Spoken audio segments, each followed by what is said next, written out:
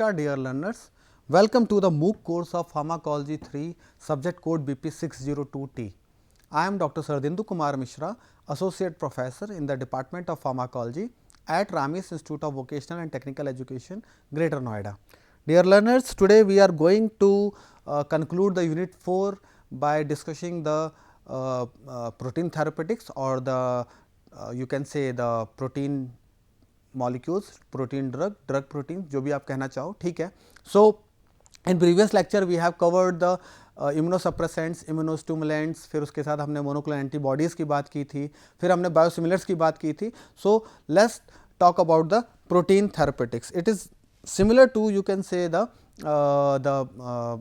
monoclonal antibodies, क्योंकि वो भी सब जो थे वो क्या थे, they are the derived form of the protein. Now what are proteins? So if we want to define the protein therapeutics, so we have a very good definition for this. The protein therapeutics or proteins which are engineered in the laboratory for pharmaceutical uses are referred as the therapeutic protein. ठीक है, यानी कि genetic engineering के द्वारा बनाया गया कोई भी प्रोटीन जिसका एक थेरेपेटिक इम्प्लीकेशन हो सकता है, उसको हम क्या कहते हैं, थेरेपेटिक प्रोटीन कहते हैं. Now proteins which are absent, अब कहाँ जरूरत पड़ेगी प्रोटीन थेरेपेटिक्स की, तो जहाँ पर प्रोटीन्स कम होगा. फॉर एग्जांपल अगर आपकी बॉडी में एल्ब्यूमिन कम हुआ तो हम बाहर से एल्ब्यूमिन का इंजेक्शन दे सकते हैं. अगर आपकी बॉडी में ग्लोबुलिन कम हुआ तो हम ग्लोबुलिन दे सकते हैं ना. तो it is up to us, ठीक है, which protein is deficient in your body and then we can use the protein therapeutics in that particular case. Now generally अब प्रोटीन मालजॉर्प्शन जो है या प्रोटीन डेफिशिएंसी देखने को मिलती है स्पेशली किस कंडीशंस में,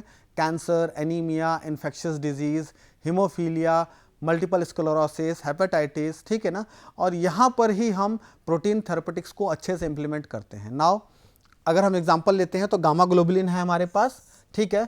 now gamma globulin is a very good protein molecule for boosting the defence system और इम्यूनिटी टुवर्ड्स द इन्फेक्शन, ठीक है ना. उनके अगेंस्ट में काम करने के लिए गामा ग्लोबुलिन जो है वो क्या करता है, उसको मॉडिफाई करता है. We have some synthetic proteins also like infliximab और trastuzumab which is a type of what, monoclonal antibody. So यहाँ पर हम इनको भी यूज कर सकते हैं प्रोटीन थेरेपेटिक्स में. Now generally this therapeutic approach is very important for treating the diseases using the proteins or the peptides, ठीक है. Protein therapy is just like the gene therapy, but here we do not use the genes, we are using the proteins to deliver them in the body in the specific amount and then to cure, repair or treat, ठीक है, कुछ भी है ना. तो यहाँ पर हम अगर बात करें, the first protein which is developed for therapeutic implication is the human insulin which was discovered in 1920s, ठीक है. और ये हमारा पहला मॉलिक्यूल था थेरेपेटिक प्रोटीन के क्लास में. Now this is the history chart. यहाँ पर अगर हम बात करते हैं तो 18th सेंचुरी में प्रोटीन को बोला गया कि ये एक बायोलॉजिकल मॉलिक्यूल है. फिर 1839 में डॉक्टर बर्जीलियस ने एक टर्म दिया प्रोटीन, और यही टाइम था जबकि प्रोटीन को उसका नाम मिला, ठीक है. 1953 में first model of DNA was suggested, ठीक है. उसके बाद 1982 में रिकॉम्बिनेंट डीएनए टेक्नोलॉजी आ गई जिसने कि सबसे पहला ह्यूमन इंसुलिन बनाया जिसको हमने ह्यूमलिन बोला, ठीक है. 86 में इंटरफेरॉन अल्फा और म्यूरोमोनाब CD3 को अप्रूवल मिल गया, ठीक है. यहाँ पर आप ध्यान रखिए. 93 में CBER office of therapeutic research and review ने मतलब उसका गठन हो गया, वो फॉर्म्ड हो गई, ठीक है, वो बनी, ठीक है. Because this is the you can say the body which is approving the protein therapeutic molecules, ठीक है ना. 97 में फर्स्ट काइमेरिक एंटीबॉडी बना जिसका नाम था रिटॉक्सीमैब. काइमेरिक का मतलब है mixture of any monoclonal antibody along with the murine, ठीक है ना. तो अगर म्यूरिन के साथ हम ह्यूमन के अंदर प्रोड्यूस कर रहे हैं किसी भी पर्टिकुलर एंटीबॉडी को, then it is known as the chimeric, ठीक है. And the first chimeric antibody is the rituximab which was in 1997, ठीक है. 2002 में अगर हम बात करें तो market for the biotechnology product is raised from 30 billion to, आप देखो सीधे 10 गुना 400 बिलियन तक चला गया वो, ठीक है. यानी अब आप देख सकते हो कि ये 2002 का डाटा है, ठीक है. अगर आज की डेट में हम बात करें तो इट इज़ आई थिंक कि 3 या 4 गुना ज़्यादा होगा, ठीक है.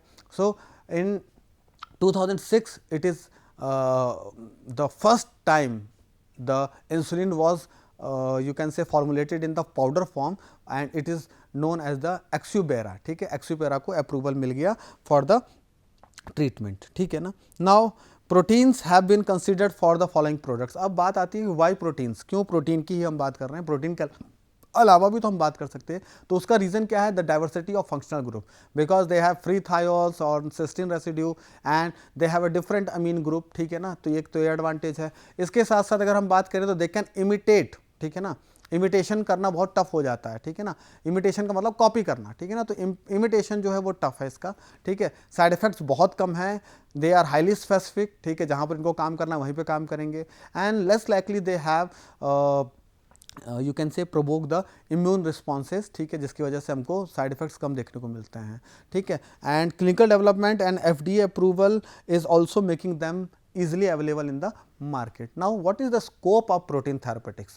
So if we can talk, the hope is that the protein which are not present in adequate level will be function as it is designed to do, ठीक है.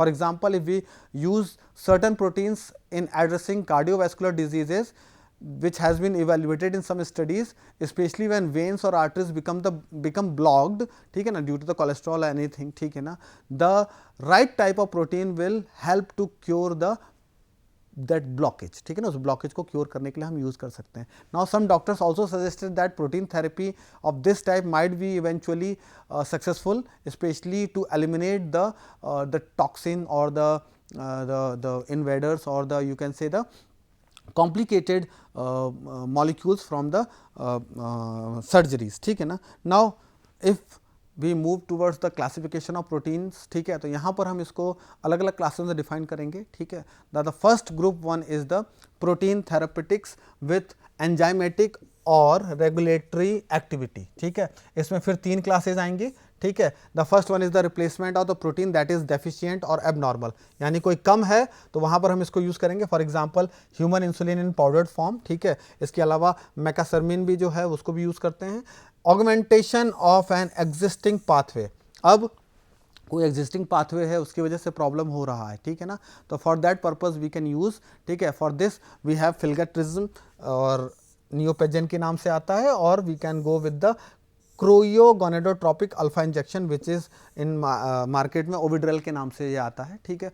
Now third one is the to provide a novel function और the activity. For this we have the Myobloc, ये myasthenia gravis में हम इसको use करते हैं. It is nothing, it is the botulinum toxin, ठीक है ना. ये क्या है, बॉटुलिनम टॉक्सिन बी है, इसी का नाम पड़ गया रीमा बॉटुलिनम टॉक्सिन बी, ठीक है ना. तो ये हमारे को बहुत इफेक्टिव है, स्पेशली जहाँ पर हमको मसल कोऑर्डिनेशन में दिक्कत होती है. ग्रुप 2 जो है it is the targeting the particular therapeutic implications, ठीक है. सो ये ए और बी में डिवाइड करेंगे इसको, जो कि इंटरफेयर करे मॉलिक्यूल और ऑर्गेनिज्म के साथ, जैसे कि एवेस्टिन जो कि है बेवासिजुमैब, डिलीवरीज अदर कंपाउंड और प्रोटीन्स कैरियर की तरह काम कर रहे हैं, ठीक है. यहाँ पर डेनील्यूकिन डिफिटॉक्स जो है वो हम यूज़ करते हैं. ग्रुप 3 में अगर हम बात करें तो प्रोटीन वैक्सीन्स की हम बात करेंगे.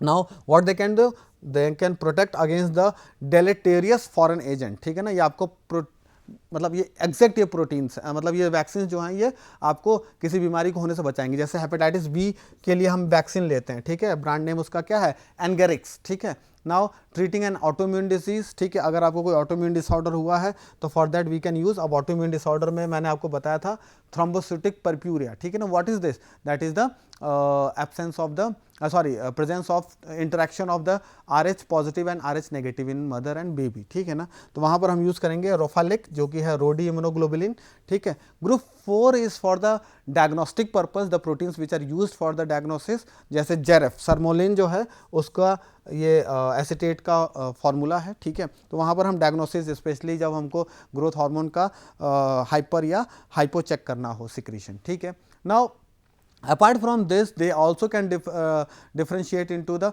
मॉलिकुलर टाइप्स, ठीक है. अब क्या से मॉलिकुलर टाइप्स का मतलब है कि बेसिकली एंटीबॉडी बेस्ड ड्रग जैसे FC फ्यूजन प्रोटीन्स के ऊपर, anticoagulant, blood factors, growth factors, hormones, interferon, इनके बेसिस पे भी इनको हम क्या करते हैं, क्लासीफाई कर सकते हैं. या फिर उनका जो मैकेनिज्म है उसके बेसिस पे भी हम कर सकते हैं कि either they have a binding affinity covalently और नॉन कोवैलेंटली, ठीक है। तो उसके बेसिस पे भी हम इसको क्लासीफाई कर सकते हैं, ठीक है। Now why proteins against the small drug molecules, क्यों हम केमिकल ड्रग्स की जगह पर प्रोटीन्स की बात कर रहे हैं? तो इसका रीज़न क्या है? The diversity of the functional group in the protein, ठीक है, ये हम बात कर लें।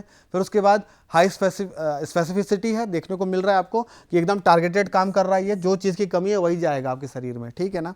इसके अलावा अगर हम बात करें तो बॉडी विल यू कैन से कि मतलब ये इनका इनका जो मतलब आप कह सकते हो कि कॉस्टिंग है वो थोड़ी सी ठीक ठाक ही है, बहुत ज़्यादा महंगा भी नहीं है। फास्टर ये एप्लीकेशन अपना काम करते हैं, ठीक है, वेल टॉलरेटेड हैं, साइड इफ़ेक्ट्स बहुत कम हैं इनके। तो ये सारे रीजंस हैं कि जिसलिए हम इनको प्रोटीन थेरेपेटिक्स को एडवांटेज दे सकते हैं over the small molecules. Now what are the methods which are use to prepare the this proteins, ठीक है, कैसे इनको बना सकते हैं, ठीक है। तो we have a different methodology.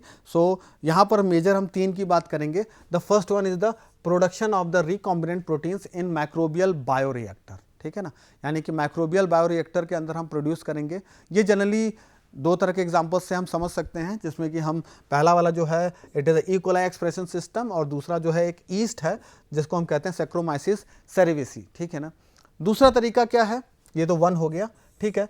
दूसरा तरीका क्या है कि हम मेमेलियन सेल डिराइव्ड बायोरिएक्टर का यूज़ करें, जिसमें एग्जांपल की अगर हम बात करते हैं तो चाइनीज़ हैमस्टर ओवरी सेल्स है, वो एक तरह का बायोरिएक्टर उसको यूज़ करके करते हैं। And the third one is the animal bioreactor which is also known as the pharming, ठीक है ना। अब यहाँ पर हम क्या करते हैं? रिकॉम्बिनेंट थेरेपेटिक प्रोटीन्स को प्रोड्यूस करते हैं by using the transgenic animals milk, ठीक है ना। जो ट्रांसजेनिक एनिमल्स हैं, ट्रांसजेनिक एनिमल्स के बारे में अभी हम आगे पढ़ेंगे अच्छे से, उनको हम यूज़ करके उनके मिल्क को और इनको बनाते हैं, ठीक है। तो starting with the microbial bioreactor, so this is the first microbial bioreactor where the Escherichia E coli which is a bacteria और Saccharomyces cerevisiae is yeast were found in the production of the simple polypeptide like the insulin, ठीक है ना। हम इनको use कर रहे थे, क्या कर रहे थे? हम एक जीन ऑफ इंटरेस्ट ले रहे थे जो इंसुलिन ज़्यादा प्रोड्यूस करेगा, उसको हम एक प्लाज्मिड के साथ फ्यूज़ कर रहे थे और उसके बाद उसको ई कोलाई के अंदर प्लेस कर दे रहे थे, और वो ई कोलाई फिर नंबर ऑफ कॉपीज़ बना के इंसुलिन की अपने आप को सेटल कर रहा था।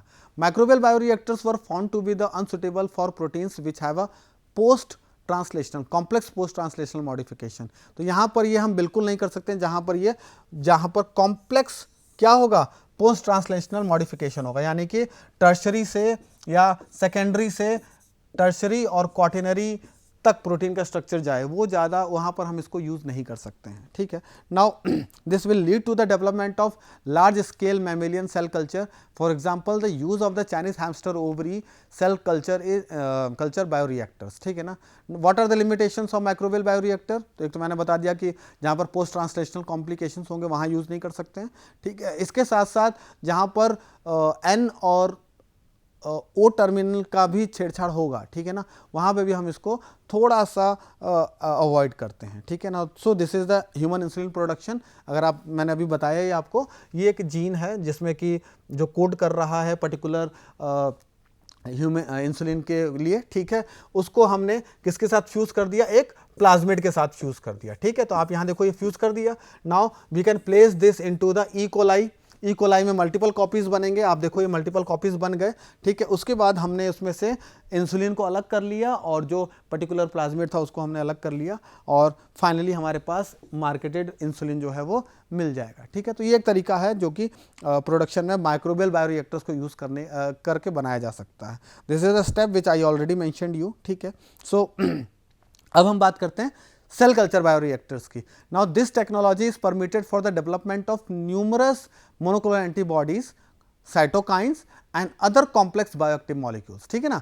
तो यानी कि सेल कल्चर रिएक्टर जो है वो ज़्यादा एडवांस है माइक्रोबियल बायोरिएक्टर से, ठीक है। Now there are proteins that due to the combination of a complex structure and large therapeutic design dosing having a you can say eluded or failed to be attained, ठीक है ना, and this will lead to the production of the therapeutic proteins, ठीक है ना, and that will be done by the cell culture bioreactors. For example, if we talk about the commercial recombinant production of complex molecules such as antithrombin and alpha-1 antitrypsin, which has not yet been achieved in microbial or mammalian cell derived bioreactors.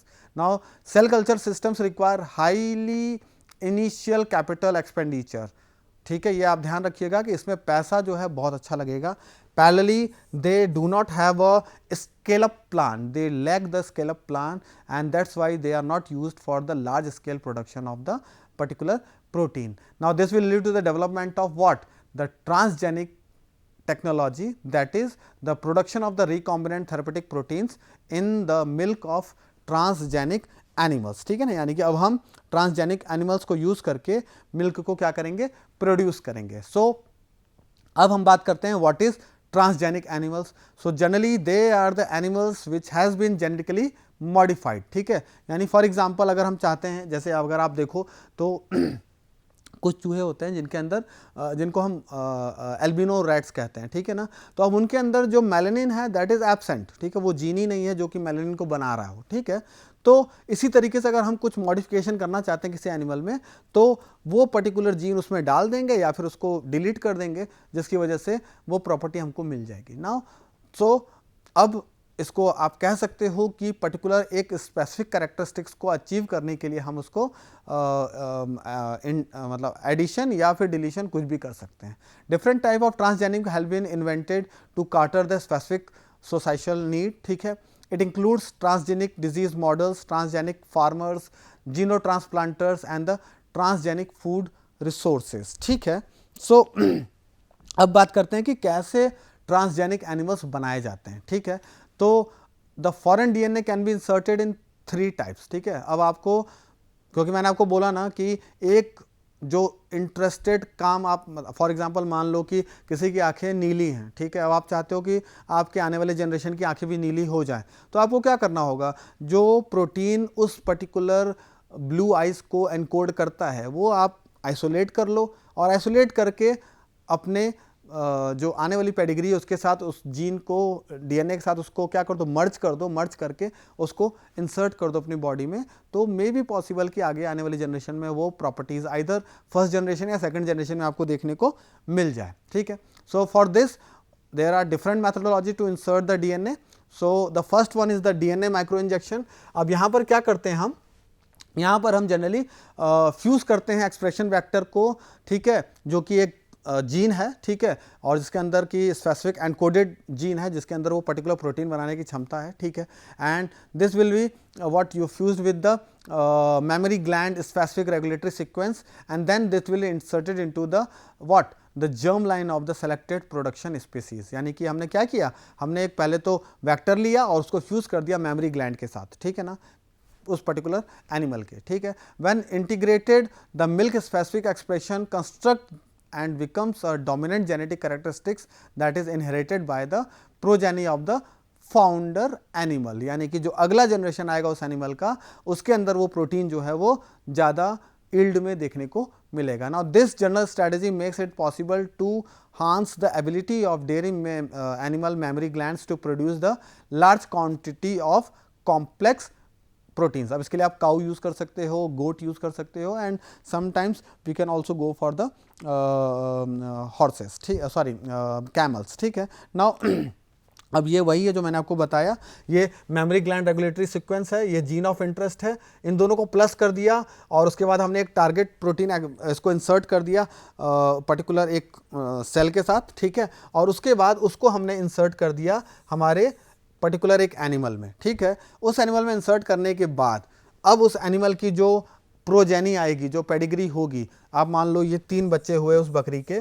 ठीक है, तो इनमें से किसी एक में, 2 में या तीनों में आपको क्या दिखाई देने लग जाएगा, उस पर्टिकुलर जीन का इम्पैक्ट. ठीक है ना, और ये एश्योर कर देगा कि what we have the achieve the target of that particular protein जो हम चाहते थे. ठीक है, नाउ रेट्रोवायरस एक अलग तरीका है जीन ट्रांसफर करने का. What is the retrovirus? It is a virus that carries it's genetic material in the form of RNA rather than the DNA. यानी कि रेट्रोवायरस मतलब कि ये क्या करता है, रिवर्स ट्रांसक्रिप्टेज के थ्रू काम करता है. तो यहाँ पर जो जेनेटिक मटेरियल होगा वो क्या होगा, आरएनए होगा, ना कि डीएनए होगा. ठीक है, जनरली वायरस में क्या होता है, मतलब जनरली जो जेनेटिक मटेरियल वो क्या होता है, डीएनए होता है. Now generally retrovirus are used as a vector to transfer the genetic material into the host cell resulting into the chimera. ठीक है ना, chimera बनाने में, यानी कि एक हाइब्रिड कॉम्प्लेक्स बनाने में ज़रूरत पड़ती है. Now what are chimeras? They are the inbred for many years 20 generation until homozygous transgenic offsprings are born. ठीक है, अब क्या होगा, हमने अपना रेट्रोवायरस वेक्टर ले लिया, जीन ऑफ इंटरेस्ट ले लिया, दोनों को मिला दिया और उसके बाद उसको हमने बोल दिया होस्ट में डाल के काइमेरा. ठीक है, अब 20 जनरेशन्स के बाद आपको हो सकता है कि एक होमोजाइगस ट्रांसजेनिक एनिमल मिल जाएगा जो कि उस पर्टिकुलर प्रोटीन के प्रोडक्शन को हेल्प आउट कर रहा होगा. ठीक है, embryonic stem cell mediated gene transfer is also an for use for this particular thing. This method is basically involving the isolation of totipotent, ठीक है ना, stem cell from the embryos. Then it will be inserted, the desired is inserted into these cells, ठीक है, and then this cell will result out into the interest, protein of interest. ठीक है, what is the advantage of transgenic animals? So generally transgenic animals जो हैं, ठीक है ना, they can be maintained and easily scaled up relatively and they have a very less cost of maintenance. ठीक है ना, इसके साथ साथ they can use animal feed as a raw material, they can achieve impressive yield of recombinant protein compare to the what the other sources. Now what is the application? ठीक है, तो several proteins are created from the recombinant DNA technology. ठीक है, and they are used in the medical application. मैंने आपको बताया monoclonal antibodies हो गए, बायोसिमिलर्स हो गए, they are the examples of what the protein therapeutics. ठीक है, उसके बाद अगर हम बात करते हैं तो हेमोपोइटिक ग्रोथ फैक्टर है, इंटरफेरॉन है, हार्मोन्स है, रिकॉम्बिनेंट प्रोटीन वैक्सीन्स हैं, बोन ग्रोथ फैक्टर है या टिश्यू ग्रोथ फैक्टर है, क्लॉटिंग फैक्टर्स हैं, बायोलॉजिकल रिस्पॉन्स मॉडिफायर्स हैं एंड एंटीबॉडीज़ तो मैंने आपको बताई दिया, मोनोक्लोनल और डायग्नोस्टिक एंटीबॉडीज़. ठीक है, तो ये सारे के सारे implications हैं प्रोटीन थेरेपेटिक्स के. ठीक है, सो आई थिंक कि this is the reference material for the detail study of the protein therapeutics. Okay, now thank you for your patience.